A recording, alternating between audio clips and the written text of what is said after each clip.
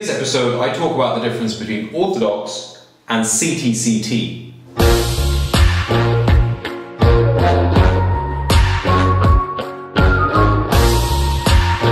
Everybody, welcome to another episode of the PMD Tea Buyers Club. I'm your host, Ajay Silva, and today, ahead of some of the programs that we've got coming for you in the future shows, I'm going to talk about the difference between Orthodox and CTC tea. Now, a lot of you are going to be wondering, what does CTC mean? What does he mean by Orthodox? Well, this is the idea for today's show. Actually came from the episode that we did at the Old Course Hotel. You guys might remember episode, I think it was 11, where I shot from the Sands Grill. Well, I was there for 2 days and I shot a load of content about the science behind making a cup of tea. And one of the things that I talked about in my keynote was the difference between CTC and Orthodox tea. And I wanted to show you guys the difference and give you a bit more of an understanding about the two, well, what I would say divisions in the tea industry are. So let's start off with Orthodox tea. On my right hand, I've got an Orthodox tea from Great Western Tea Estate. Now, Orthodox tea is the traditional process in making black tea. Now, to make black tea in the traditional way, you first got to start off with great green leaf. There's no moving around from that. There's a saying in the industry that says you can make good tea with good leaf, you can make bad tea with good leaf, but you'll never make good tea with bad leaf. So you've got to start off with good tea to begin with. And in Sri Lanka, as when we make any tea, we always hand pluck. So we're plucking just the top 2 leaves and the bud. So first of all, in making Orthodox tea, you've got to start with a good leaf. The next process in the tea making of Orthodox tea is the withering process. Now, this is where you take out the moisture in the leaf, and you're taking up to about 70% moisture. And to do that, you're mixing hot air with humid air, and you're blowing this through a withering trough. And you'll do this anywhere between 6 to 12 hours. It depends on the climatic conditions at the time. It will also depend on where you're making your tea. So if you're making it in the low country, your withering time will vary to the time that you spend up in the up country. And it also depends on the type of tea you're trying to make. If you're making BOP during the seasonal time, you don't need to wither for as long as when you're making BOP during the monsoon time. After the withering process, you'll then move on to the rolling process. Now, this is where you take the leaf that you've extracted the water out from, and you've got a concentrated flavour left in the leaf. You will then look to break that leaf and impart a twist. And you'll look to mix all the chemicals that are inside the cell with the air. And this is where the true flavour in tea comes from. Now, a rolling process will take up to 10 minutes. And if you're making upcountry tea, like in the case of this Great Western that I have in my right hand here, you'll be rolling anywhere between 7 minutes on, and you'll take the pressure plate off for another 3 minutes. Now, all of this will make a lot more sense to you guys when you watch the keynote that we'll be releasing over the next few weeks. And no pressure, by the way, Chowders, in getting these up onto YouTube for the PMD Nation to watch.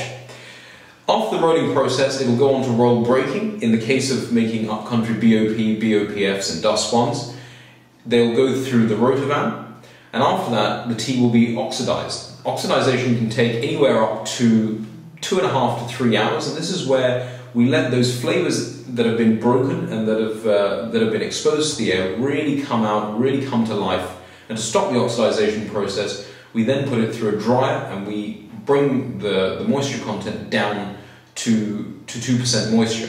And that's your process of making black tea. Now, from that process, you'll then start to go on to sifting, and you'll start to get your different grades of tea that you've seen through these episodes. The other process in making black tea is known as CTC, which stands for cut, tear, and curl. Now, cut, tear, and curl does exactly what it says on the tin. The leaf is withered, it's then cut, it's then torn, and it's then curled. And you get a big difference in the 2 types of black tea through both the processes. So let me show you some Orthodox tea. This here is a BOP grade. Now, we've tasted this grade before on the show. You've seen it in episode 1. You've also seen it again with some of the other episodes that I've done. This here is a BOP from Great Western. It has a wonderful, wonderful BOP leaf. Now, a lot of people will think that the small leaf grades of tea are, there is a myth going around in the industry that large leaf tea is good quality tea, and that smaller the leaf, you're getting a bad cup of tea. That is complete baloney. That is not true. The smaller leaf grade, the stronger liquouring in your cup. And this is a wonderful, wonderful example of a good BOP. Black leaf, it comes off my hand like silk. There's not a lot of fibre, there's not any fibre at all. It's a beautiful, even leaf, true to grade BOP. I'm going to give it a quick sniff. Grab this here and give this a quick sniff. So, let's have a look.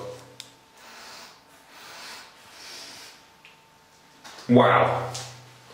The day Apple make an app on their phone for you to be able to taste at home, for you to be able to smell what I just smelled at home, that has to be Apple's next invention. This smells absolutely amazing. The aroma is so overpowering. It smells so fresh. You're getting almost a spring. It reminds me of like early, in the springtime when you have the flowers coming up, fresh jasmine. It just reminds me so much of spring. Big nose,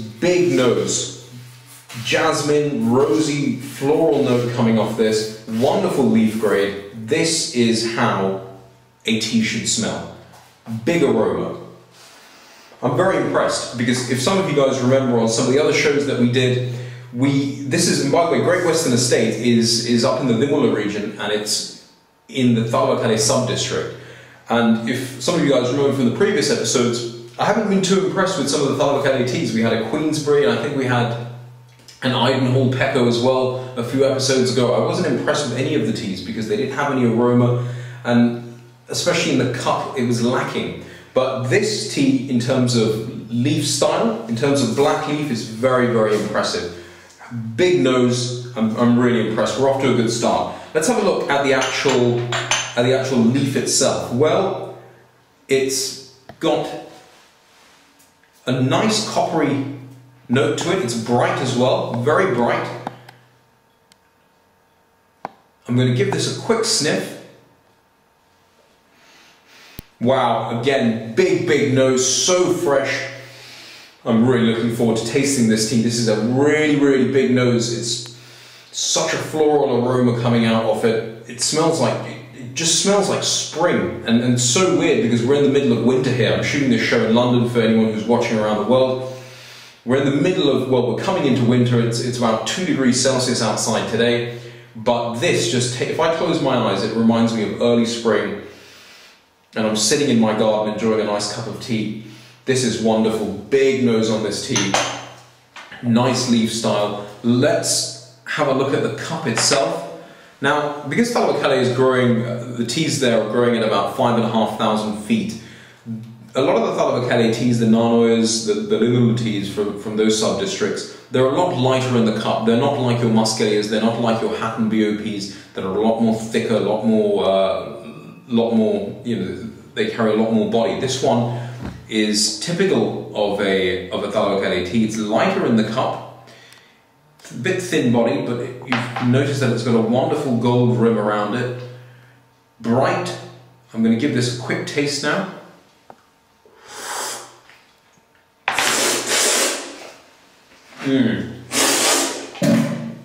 Wow, that is something else. That is a wonderful, wonderful tea.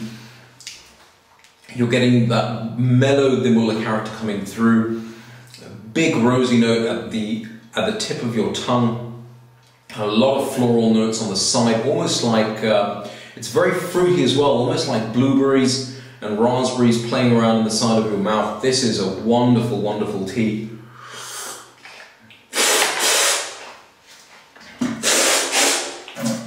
I'm very impressed. I know a few weeks ago I turned around and I said I wasn't impressed by the Thalwakale teas at all, which is a shame because Thalwakale is a beautiful, beautiful area of Sri Lanka, and if you guys ever get a chance to go, I highly recommend that you guys go up there. I spent a lot of time there personally. It's one of the first tea districts that I went, that I was living in. I stayed up at the Tea Research Institute a couple of years back when I was learning about tea, and I spent a lot of time up in Thalwakale on the actual tea research plantation, which is known as St. Coombs.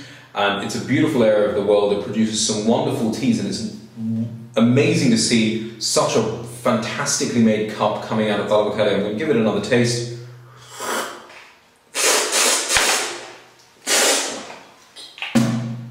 Very impressive. That's definitely going on the website. I know I usually don't talk about what's going to go on the website at the beginning, but I'm so impressed by this tea. You guys have got to taste it. This is going on the web. Now, moving on to CTC. This is actually the first CTC tea that we've ever shown on the PMD Tea Buyers Club. And that accolade is actually going to go to Sicilian Estate, which is located in Ratnapura. In fact, Sicilian is located right next to, or quite close to, New Vithanakanda Tea Estate, which you might remember from back in episode 10 when we did Debunking Ceylon Tea. Sicilian Estate does a mix of teas. They do Orthodox teas, very much like New Vithanakanda, and then they also do CTC, which stands for Cut, Tear and Curl. And here is a Pekka Fanning 1 grade that I've got, otherwise known as PF1, that is made by the plantation. Now, you can notice that the leaf almost looks, the particles look rounder. It's not as black as the Great Western. Coming off the hand, it feels a little grainy, to be honest. You know, it feels like sand. It doesn't have that silky character that you want to have in your small leaf grades. When you actually look at the particles though, they are black, there isn't any stalk, it's not brown. So this is, in terms of leaf style, this is actually quite a good CTC. Let's give this a quick sniff. Pick this up here, let's give this a sniff. Big difference. Big difference from the Great Western BOP. It doesn't have that aroma. It doesn't have that aroma that you get from the Orthodox teas. Now, this is the big difference, guys. When you make CTC, CTC was a manufacturing method that was pioneered during the 60s. And effectively what it does is it makes tea in a very quick and a very cheap process. To make Orthodox tea, there's a lot of science involved, there's a lot of art involved. And you've got to get a blend of both the science and the art when you manufacture Orthodox tea. And it takes a lot of skill. With CTC, it's not the same. And as a result, you're not going to be able to taste, certainly you won't get the aroma like we've got here. And with Orthodox teas, where you can taste the terroir, you can taste the flora, the fauna that has such an impact on how the final cup will be affected, you won't get that in a CTC tea. You won't get the terroir, you won't get the subtleties in each estate. What you will get is exactly what you have here, a strong, thick liquouring cup that when you start to brew, it'll brew very quickly, it'll give you a lot of strength, a lot of colour, but that's about it. You're not tasting the subtleties, the flavours, the aromas, all the things that you love about Orthodox tea. You're not getting it in CTC. Now you're probably going to ask me, or you're probably wondering, well, if that's the case, where do they use CTC tea in the industry? And the place where they use it is actually in tea bags. So all tea bags use this grade of tea. They use CTC. They either use PF1s, PDs, BF1s. These are the grades of tea that they use. And what it effectively allows a company to do is you can have a cup of tea very quickly. You get the colour, you get the liquor coming out, but you don't get that flavour, you don't get that aroma, you don't taste the subtleties in the elevation, in the care that it's taken to make a good cup of tea. That's what you won't get in a cup of CTC, and this is what a lot of people are drinking when they drink tea bags. So let's have a look at the actual infusion itself. Now, the infusion is actually bright. Good particle size, infusion is bright, and you've already seen the cup. But I'm going to show it to you again. I'm going to show it to you this time next to the Great Western. You can see the difference in the cup colours. Both teas are from Ceylon. Both teas are from Ceylon. Now, I've got the Great Western on my right hand, and this is the Sicilian PF1 on my right. Notice how much thicker it is, how it's a lot darker. And that's also down to the particle size. It's a much smaller particle size, the PF1, the BOP. I'm going to give this one a quick taste.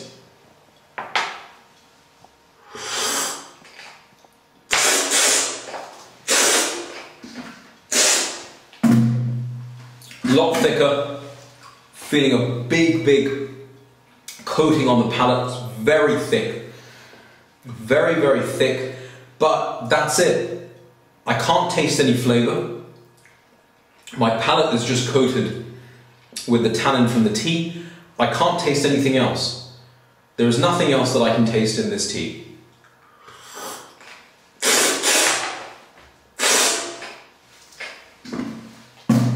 Absolutely nothing else. Big coating on the palate. Nothing at the beginning, nothing on the side, nothing in the mid to back palate. Absolutely nothing. Just a thick liquouring tea. This is a good tea if you want to wake up to. If you want something strong to wake up to, this PF1 CTC tea is a good tea to wake up to. It's strong, it's going to wake you up. But if you want to taste something, if you want to taste the subtleties in tea, the expertise in how it, if you want to taste the expertise in the people who are tasting, who are creating this, you've got to go for an Orthodox tea. And I urge you to move away from drinking CTC tea bags and get into drinking real tea. Try drinking Orthodox tea and start off with this Great Western. This is a wonderful example of an Orthodox tea. A lot of flavour, a lot of aroma, and you can see a big difference in the two. This is what real tea is about. It's about Orthodox tea. It's about tasting the difference in each estate, in each elevation, in each region. And I urge you guys to really go out and buy some Orthodox tea and try out what I've tried here today. I'm going to give this one another taste.